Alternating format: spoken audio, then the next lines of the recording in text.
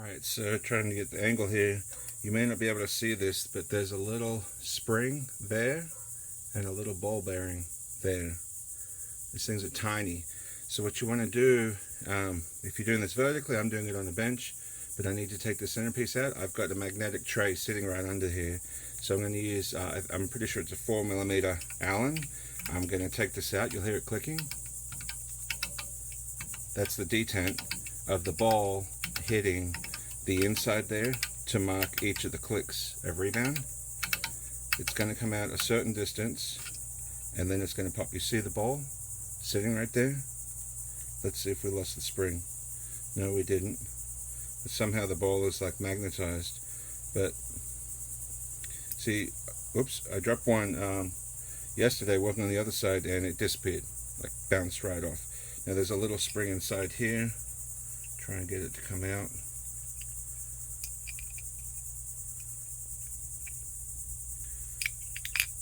Well, it's in there, it's inside that little hole, but you're probably not going to be able to see it.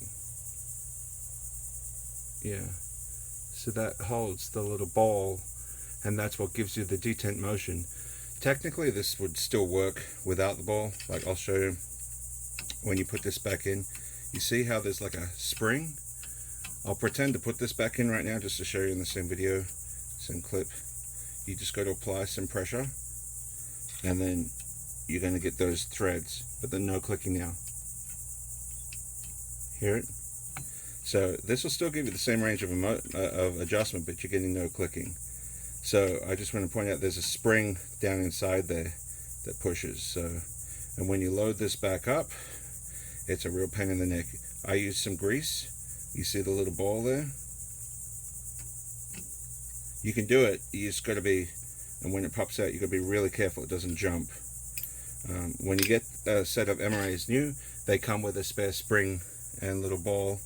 Now the new spring, oops, the new spring is longer than the older one that's already been in there for a few years, and it's quite a challenge to get that in, but I just want to point that out.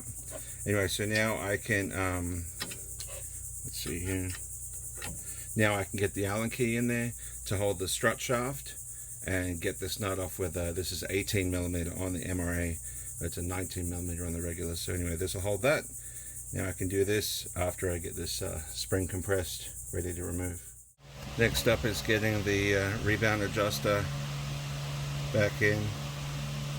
As I said, you got the littlest spring, ball. So you can put some grease on there to try and hold it. I'm using the old spring because it still works fine and it's a little bit shorter. You see, just drop that. If that had hit this bench, there's no way I would have found it would have hit the floor.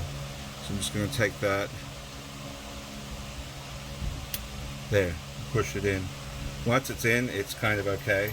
The spring's not pushing it out, and then you just got to push with the Allen key. Get this out of the way. With the Allen key, you're going to push it in with the clicking, and we're going to get this in until it's down and flush. This is how most of them will look when they ship to you. If you had it assembled. Actually, even if you didn't have it assembled, it's normally inserted like that. And some people don't realize that they're going to put the adjuster, this guy, onto the end. But it's better to do it once it's in the car because the added length of this could screw you up.